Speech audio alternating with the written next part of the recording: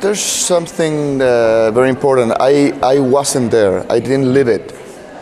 I didn't live those days. Okay. So the way that I get close to it is through the things that I heard, you know, and most of them are crossed by the death.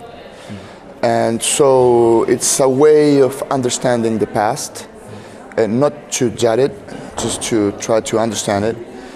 And that's why the film's called Mortem, because it seems to be that everybody could be dead, you know, on the film. So it interests me the possibility of having a point of view which is based on something that is not exactly dead or live, you know. It's in a different place. It's an intent to have a poetic point of view,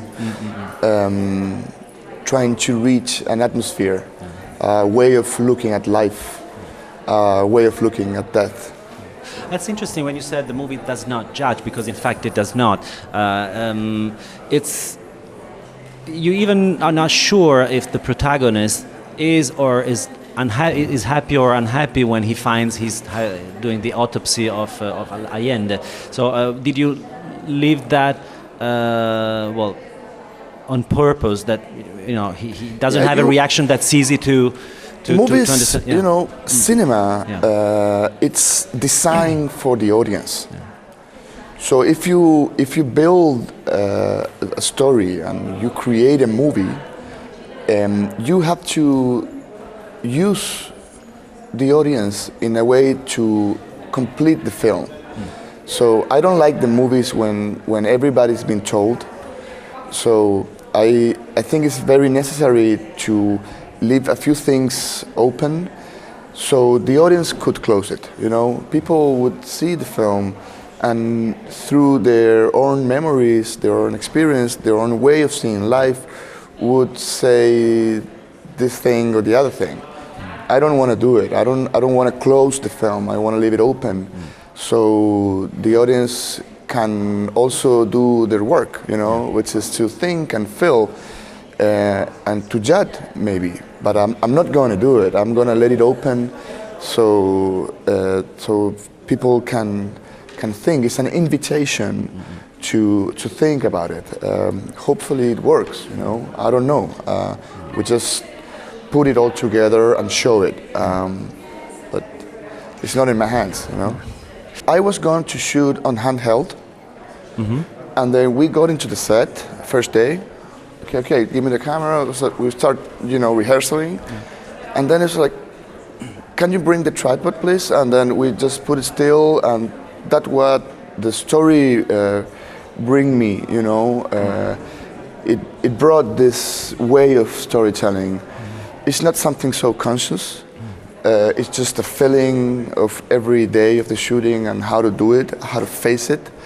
And also is the anamorphic lenses, which lets you a lot of horizon, but not vertical. You never see the floor or the sky, you know.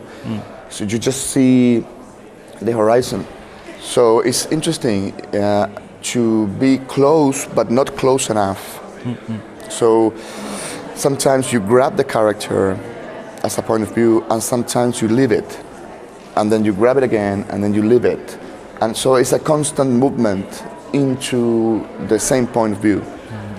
And I believe that's how we behave, human beings. You know, we are people that is permanently changing. You know, we are biological human beings that we are moving. You know, our beard is growing, our hair is growing, and so we are in permanent movement. I think a movie should be like that too.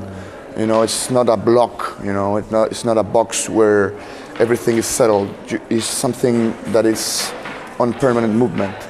And the point of view, it's very important because that's how you really end up, you know, understanding the point of view of somebody who wasn't there, you know, which is me. And so it's just an opinion, you know. I guess so. We got involved in this because it's something that I don't completely understand, you know. That's why I'm into this film. That's why I did this film, because it's not something that is close for me, you know. And it's like a big ghost that you never get to really meet, you know. So it's important to go back there, to rethink what is being thought, to restage it, you know, in a way, to see how was it, you know, and that's why the title, you know, because everything is past, you know, and it's something that already happened, so it's post-mortem, it's after you're dead, you know. So that's why the point of view. Who's dead, really? Yeah. Who's alive? It could be a mystery. And it's not a structured matter, you know, it's not a smart idea on the script. It's just a way that it could be possible, you know, in a poetic point of view. Is she dead all the time or not? Is she really there? Is he looking at her or not? So that confusion, that lack of memory, it's the atmosphere, you know, the tone, the stomach, you know, a very private expression of something that it could happen, could not, you know.